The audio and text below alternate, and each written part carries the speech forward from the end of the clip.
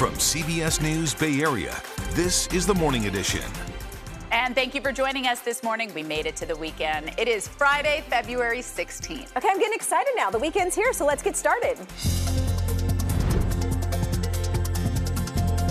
Some kids started passing out, and the fire truck had to come and pick up some kids with the ambulance. A mystery illness in a North Bay classroom. Dozens of students fall sick, but what's causing the problem? This community has fought back. It's always been strength in numbers, and it just speaks volumes to how much, we can all come together. It's a neighborhood that sticks together through the struggle and the strength, the resilience of San Francisco's Chinatown. I consider myself more of an activist now rather than a fan.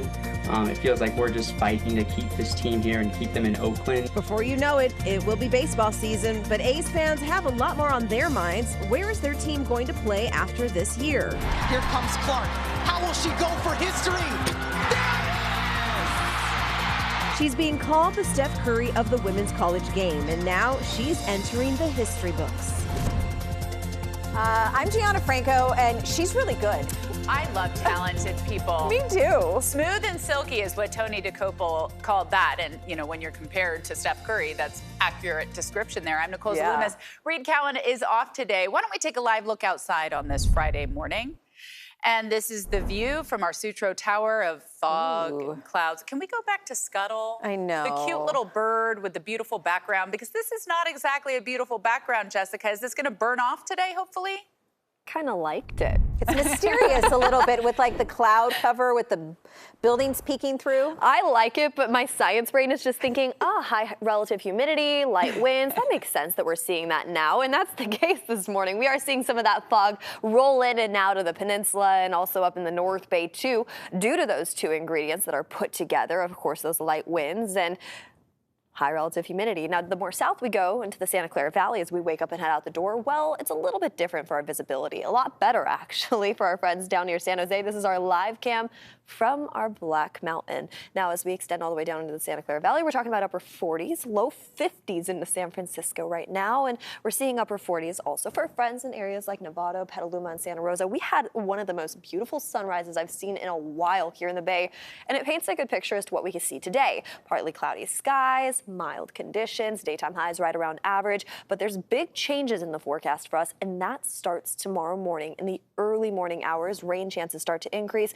We're going to see showers throughout our Saturday forecast, our Sunday forecast, Monday, Tuesday, and Wednesday of next week, too. This is a setup as we head into the next 5 days of consistent showers with little breaks at times. So let's talk about that, at least starting off with tomorrow morning. Today, we have light winds moving in from offshore. Tomorrow morning, we wake up with light drizzle around the 6 a.m. hour, widespread throughout the Bay. It starts to ramp up as we head into the afternoon hours tomorrow, and I'm going to time the storm out for you Saturday and Sunday because they're both first alert weather days coming up in just a bit. For now, over to you, G.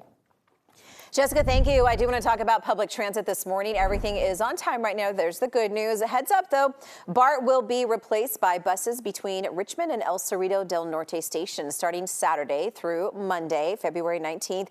This is due to track repair work. The Red Line, Richmond to Millbrae, will be canceled. Riders in the area, you should anticipate delays of up to 20 minutes. Millbrae riders will be served by a shuttle train between SFO and Millbrae. So check that schedule if you're using BART this weekend or plan to. San Mateo Bridge, not bad. It's been a pretty quiet commute for the most part on our freeways. It is Friday. It's also a getaway Friday for a lot of people maybe heading out of town for the long weekend, but overall quiet there. Might be busier later on, though, as that Friday gets underway for the afternoon commute. Breaking news this morning, Alexei Navalny, the most prominent critic of Russian President Vladimir Putin, has reportedly died in prison. Russia's Federal Prison Service says Navalny lost consciousness today after a walk and then died. He was behind bars for the past 3 years. He returned to Russia after surviving a nerve agent poisoning that he blamed on the Kremlin. During his career, he campaigned against corruption, organized protests, and ran for public office. Alexei Navalny was 47 years old.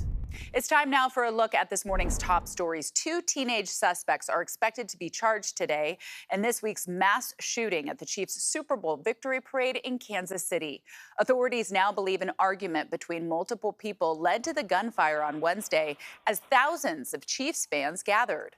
The more than 20 victims range in age from 8 to 47. They include 43-year-old DJ Lisa Lopez Galvan, who was killed.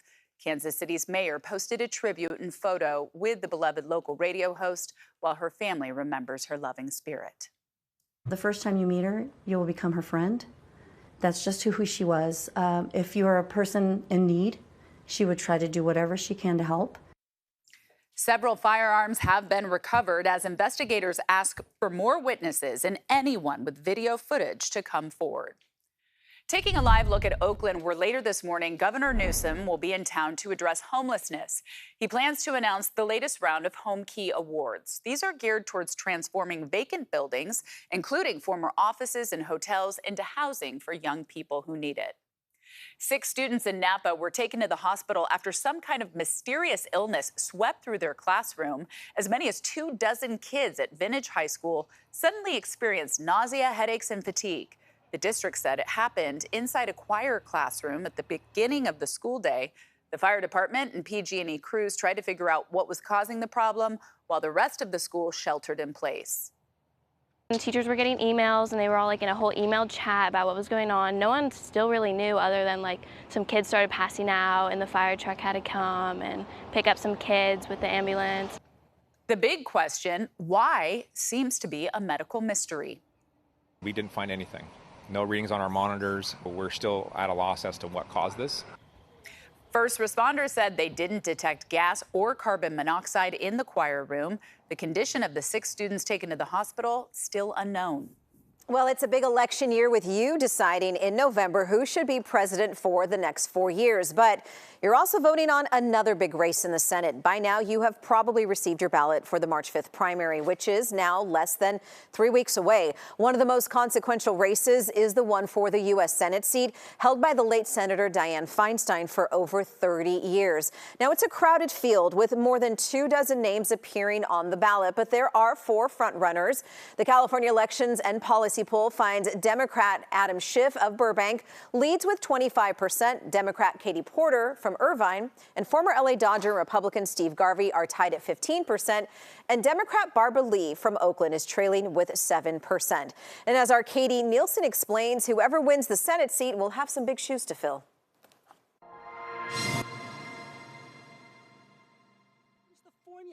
Anybody know what the filibuster is? Donna Crane is a political science professor at San Jose State University. But before going into academia, she was a longtime lobbyist in Washington, D.C., often working with senators from California, including Feinstein. She was formidable. You know, she was a woman of substance for sure. And she brought a tremendous amount of gravitas to that job. So filling those roles is going to be nearly impossible for anybody. Crane says whoever wins the seat will have to bring their own style of leadership to Washington. We have the chance to continue to play a big role in the Senate, but it's going to look different. Frontrunners Adam Schiff and Katie Porter are already known on a national stage. Schiff for his involvement in the impeachment proceedings of President Donald Trump. We must say enough. He has betrayed our national security, and he will do so again. He has compromised our elections, and he will do so again. And Katie Porter for her whiteboard breakdowns. Revlimid costs $763 per pill. I'm curious, did the drug get substantially more effective in that time? Did cancer patients need fewer pills? How did you change the formula or production of Revlimid to justify this price increase? But longtime House Representative Barbara Lee from Oakland is having a more difficult time gaining traction statewide. She's probably suffering from the fact that she just is not quite as skilled at raising money because she's represented Oakland and Berkeley and not seen as much of a national figure. Barbara Lee, there she is right there. That's a major concern for Bishop Bob Jackson at Acts Full Gospel Church in Oakland. She understands the plight of the inner city and what's going on, especially with people of color and people who are less fortunate than others. So having that understanding goes a long way. I look at politics and public service as being able to not tinker around the edges, but dismantling systems that are barriers for full and equal opportunity for everyone. Bishop Bob says he's worked with Barbara Lee many times over the years and worries the state won't be fully represented if both of the state's senators are from Southern California. Barbara Lee doesn't have the kind of money that's backing her but she's from Northern California. So where are we going to be if all of these Southern California people begin to win the Senate race and become senators for the California? Will we be represented? Will we have a voice? It's separation of powers, checks and balances. But according to Crane, that's been a long-standing issue in the Senate, since there are only 2 for the entire state. A lesson she's teaching to her U.S. politics class. This is a really, really important seat for California. We have just started talking about this race in my classes. There is no state as big and diverse as California is. So we have a special challenge in finding somebody who can equally represent both regions, the North and the South. California's primaries are somewhat unique in that the top 2 vote getters will move forward to the general election regardless of their political party. So that means we could actually see 2 Democrats facing off in November. And let's not count out the Republican Steve Garvey. The former LA Dodgers star is offering himself up as an alternative to the Democrats, and experts say he has a good shot at advancing in November. Steve Garvey just has to be kind of mediocre. He just has to be fine to be second place. The reason for that is that Republicans kind of stay home to party. Democrats scatter all over. It's a deeply blue state. And there are other Republican candidates, like, for example, Eric Early. But Steve Garvey is clearly in the driver's seat. Well, again, the California primary is on March 5th. Stay with us. We will bring you more election stories from your communities as we approach voting day.